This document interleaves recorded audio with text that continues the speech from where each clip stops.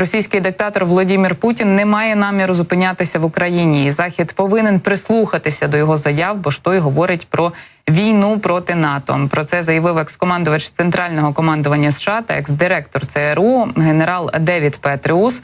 За його словами, західні союзники України повинні робити більше для перемоги у війні з Росією. Війна в Україні може поширитися на регіон, якщо Путін досягне успіху в Україні. Він не зупиниться в Україні. Молдова, очевидно, буде наступною. Після цього це може бути Литва або одна із інших країн Балтії. Реальність складна, і це ще одна причина, чому ми повинні робити все можливе, щоб допомогти Україні всіма можливими способами. Він також зазначив, що одним із важелів, який допоможе Україні перемогти Росію, це є розвиток власних технологій. У приклад, він навів знищення нашими дронами третини Чорноморського флоту Російської Федерації. Світло в кінці тунелю є, поки воно затьмарене тінями деяких президентів, що намагаються досягнути миру на умовах Росії, але воно не має зникати. Наша країна розвивається, а з допомогою західної зброї бійці творять дива. Як от, наприклад, збиття російського літака дальнього радіолокаційного виявлення А-50 із допомогою зенітно-ракетного комплексу «Петріот». Я не бачила такого за 22 роки роботи в протиповітряній обороні. Захоплюється цим заступниця начальника штабу протиповітряної і протиракетної оборони армії США полковниця Розанна Клементе. Нам просто потрібні міцні руки наших союзників, щоб підхопили нас 22-го року, повірили в жовто-блакитну державу, дали зброї і грошей, захистили і нас, і себе. Головне, щоб вони зробили це зараз, у найважчий час історії сучасної України. Тож, на завершення, оскільки ми з вами говорили про рецепти, я б хотіла навести цитату українського президента Володимира Зеленського. Він чітко і просто описує складники миру, справжнього миру на українській і європейській аренах.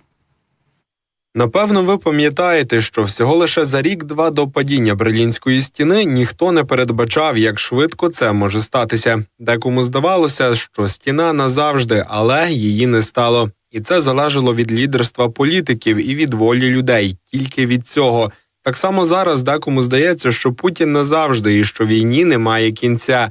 Але це не так. Все це ілюзія.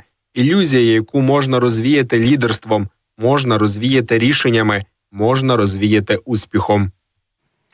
Про анонси і важливість подій, що заплановані просто на цей тиждень, говоримо далі з нашим гостем, який уже приєднався до нас на зв'язок.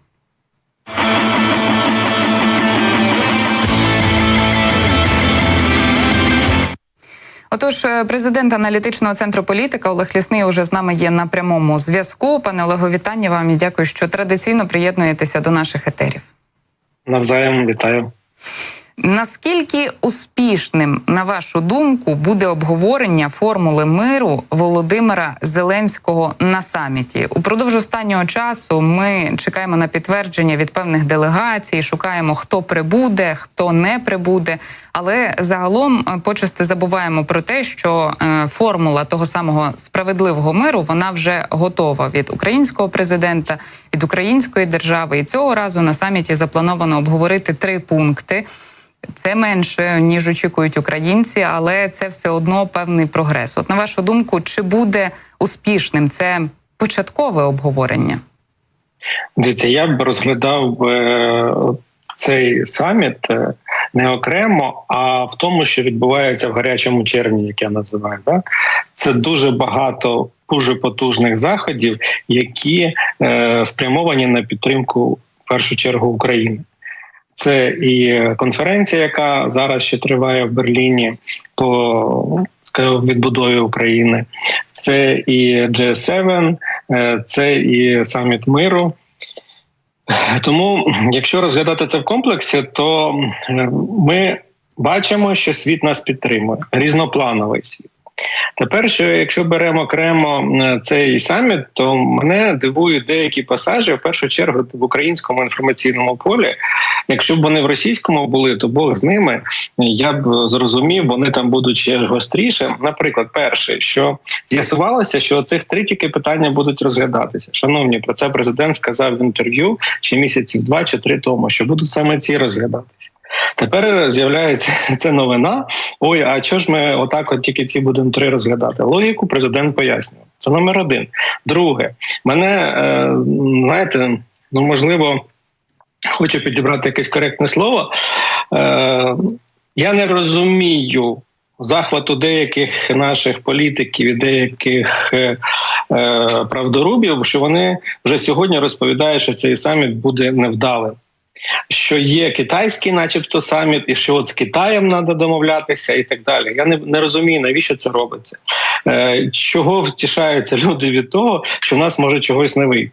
Так, цей саміт не може закінчити війну як таку. Цей саміт серйозно атакують. Серйозно атакує Китай, серйозно атакує Росія і серйозно атакує десь якась в інформаційному полі якісь там різнопланові п'ятої колони всередині України, які чомусь вважають, що цей саміт не важливий. Наступних 2 саміта, які там китайська ініціатива разом з Бразилією і Саудівській Аравії. От там щось може вирішуватися, а тут нічого не вирішиться. Я вважаю, що це як мінімум не по-державницьки. По-друге, цей саміт, він покликаний об'єднати навколо тих тем, які не будуть викликати дуже серйозних розбіжностей. Наприклад, там виведення військ, бачите, навіть і тут Китай не приїхав, а там ще більше країн не приїде. Да? Тому це ж вже не перший раз, як поетапно працювали з цією формулою. Це не ноу-хау якесь. Так працювали і пропрацьовували робочі групи на рівні радників. Пропрацьовували. Тепер треба вийти на вищий рівень.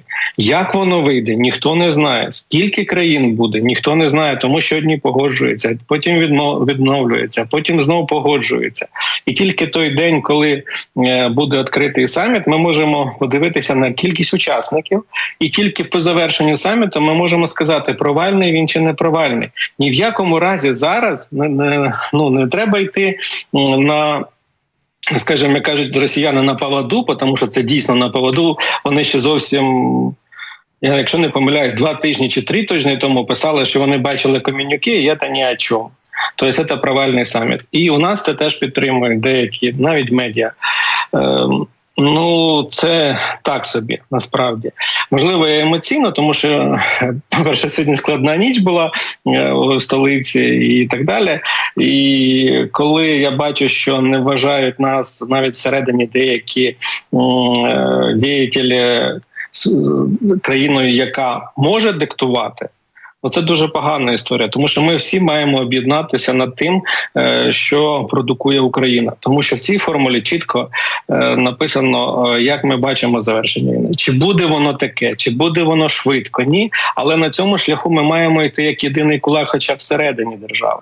Це дуже важливо, щоб ми підтримували генеральну лінію. Не тому, що це чиясь там лінія, це лінія України. Там все про справедливість. В китайських планах, в якихось інших, там буде про капітуляцію, про замороження, про щось завгодно. Тому що зараз всім дуже важливо нас перегорнути як сторінку і зайнятися якимись іншими справами, чи виборами, чи економікою, чи чим завгодно. Ми не маємо дозволити перегорнути нас як сторінку. Тому що для нас це дуже серйозний виклик. І тому ми маємо гнути свою лінію. Так, це буде дуже непросто. Так, цей саміт може бути не таким успішним, як здавалося на початках. Так, може бути різна кількість учасників. Але ці кроки треба робити. Тому що якщо ми цю ініціативу зараз віддамо, а вони зараз всі роблять навколо нас, всі без виключення, що ми цю ініціативу віддали якомусь посереднику. Посередники – це завжди чужі інтереси теж. Поки ми є фундаторами чогось, так, воно може якось так відбуватися не так, як ми хочемо, да? Але ж все-таки порядок денний за нами. Тільки ми цю ініціативу відпустимо, а для цього, до речі, формула була запущена, щоб китайські, бразильські, всі решта, там, південно-африканські всякі там схеми, тому що я не можу їх назвати планами, вони торпедували і будуть торпедувати нашу формулу. Тому, можливо, я занадто емоційний, але я вважаю, що цей крок потрібний. Який би він не був, його треба робити і консолідувати навколо себе світ. Так, це робити важко, коли тобі дуже багато потужних гравців заважають це робити, але це треба робити.